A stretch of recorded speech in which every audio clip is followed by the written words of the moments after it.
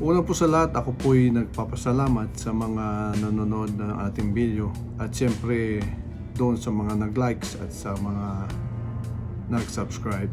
Salamat po muli at meron po tayong mga gustong review at siyempre habang tayo'y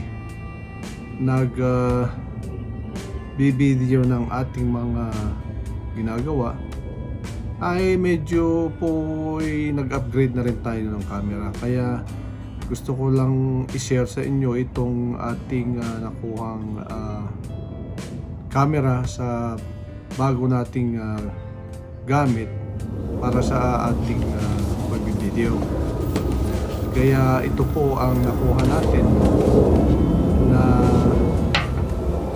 GoPro 9 po ito at i-review natin para makakatulong naman sa ating pag-video at para makita nyo naman po kung gaano kaganda ito, o bahala na kayong maghusga kung gusto nyo nga po itong ating bagong gamit. So po magsisimula po tayo dito sa unboxing at ayan po, GoPro 9.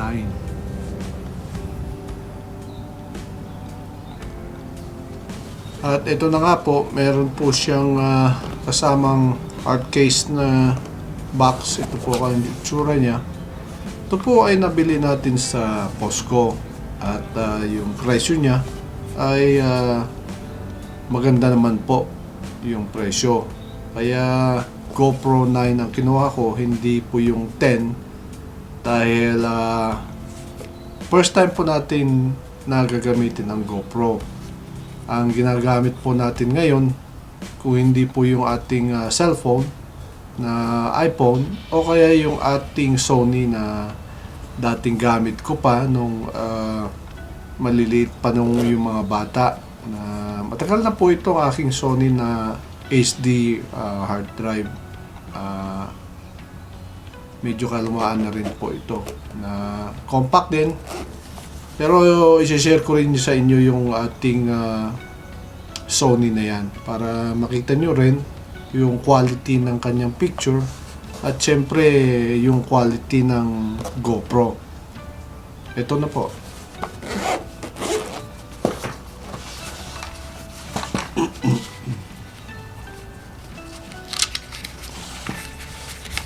Po, may kasama pong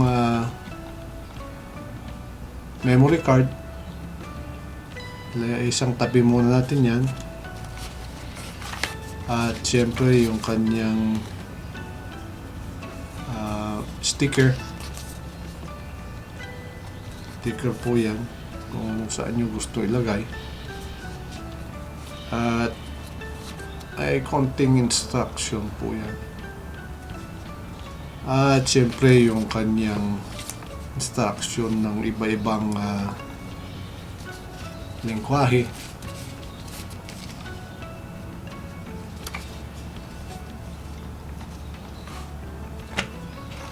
At yung kanyang cable para sa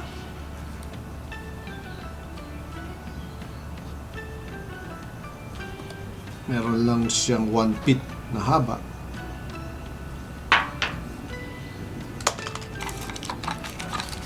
At siyempre yung kanyang accessories na kasama. Ito magagamit po natin ito. Maganda ang GoPro kasi meron po siyang lock, hindi po siya magbibitaw. Ayan. Tsaka pwedeng i-lock.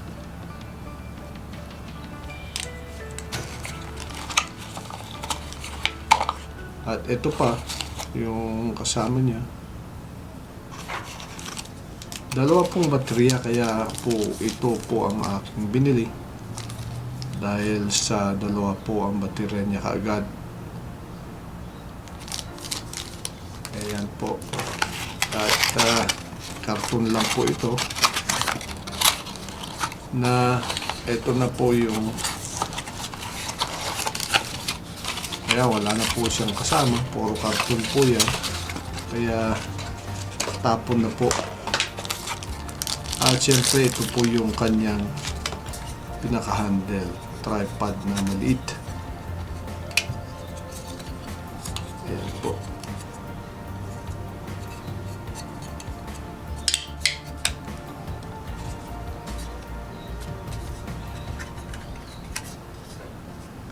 Pa po natin na masyadong kabisado ito,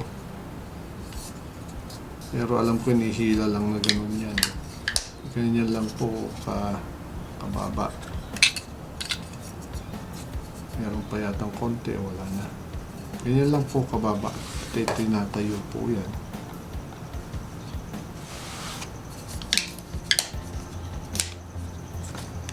At ito na nga po yung ating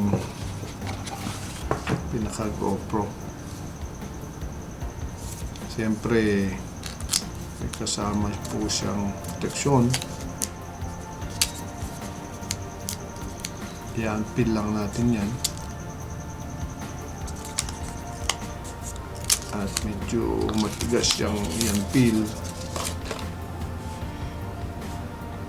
At siyempre huwag nyo kalimutang alisin tong mga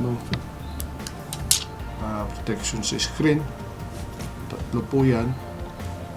Meron pa siyang rito. At meron siyang ayan po. Meron, ito po yung lens niya. Ito po yung screen niya sa harap. At syempre malaki po yung nasa likod. At ito po yung lagyanan ng kanyang para dito, kaya dito. At ito po yung lagyan ng kanyang baterya.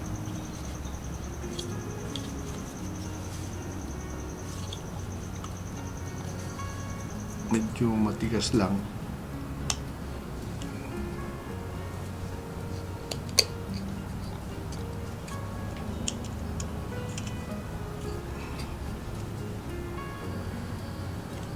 Baka masira natin. Ayan. Ganun po pala. Tulad ko na sinabi ko kanina, first time nating karoon nitong GoPro. Kaya medyo hindi pa po natin kabisado.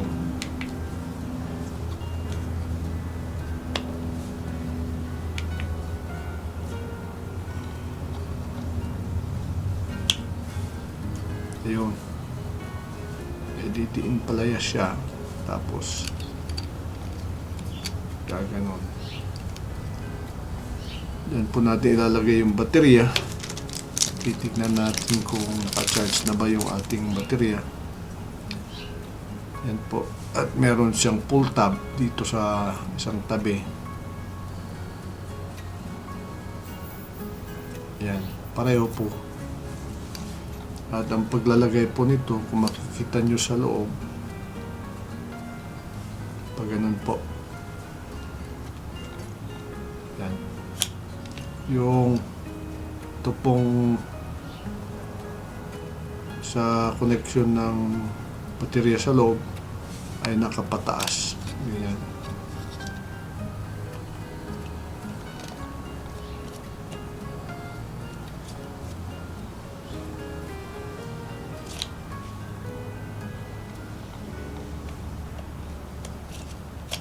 Ayan. Ganyan po. Pero bago natin po ilagay yung ating baterya,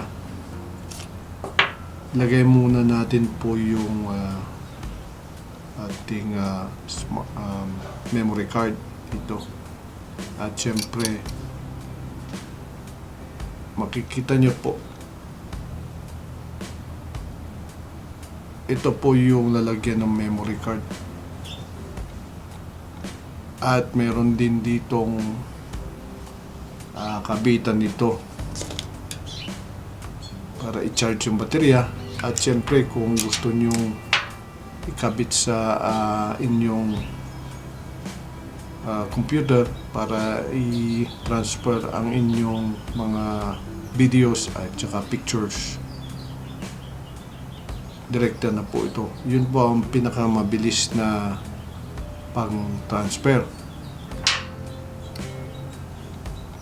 At ito po yung ating memory card, atin pong bubuksan na.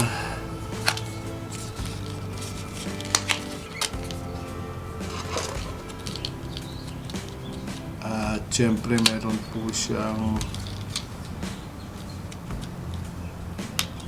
at wala.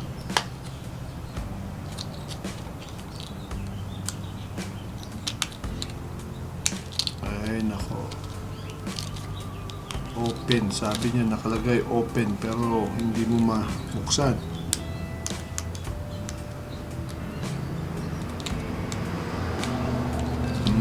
Kaya kukupitin na lang po natin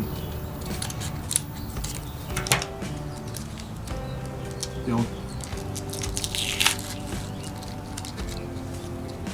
ayan po. At syempre yung paglalagay po nito, ayan po, nakataas po yung ano. Ayan. Tutulak lang ng ating daliri at hindi na po siya maglalak.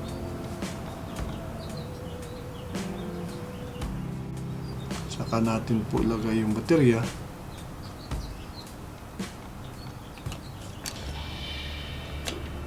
Ayan. Saka natin sara. Ayan po. Siyempre, ilagay na natin ito.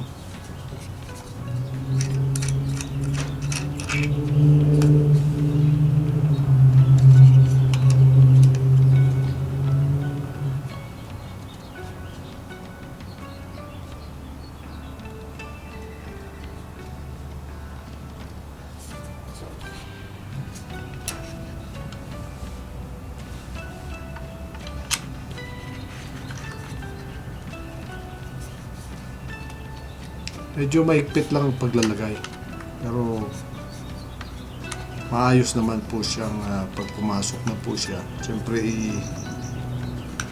medyo gaganon po natin ng konti para pumasok po siya.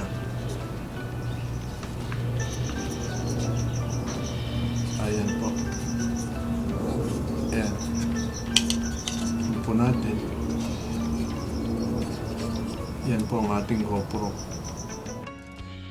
Ngayon pinagtabi natin yung dalawang camera na isang GoPro at saka itong lumang ginagamit nating Sony HD naman ito.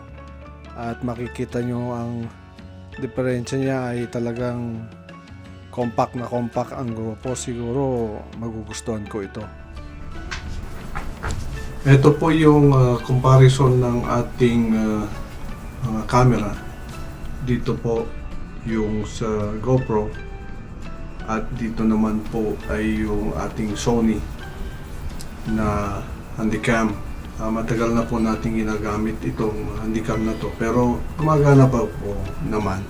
Kaya makikita natin pag ating inedit na itong ating mga video kung alin ba ang nararapat. Siguro dito makikita ko sa aking sarili na aking binibideo ngayon ay maliwanag talaga. Yung kulay ay maganda. Malayo po sa dito sa kabilang ito yung ating quality ng video. Kaya edit po natin ito at ilalagay po natin sa ating editor video o video editor para malaman po natin at may share ko sa inyo kung alin ba ang mas maganda para sa inyo. Kayo na po ang humusga.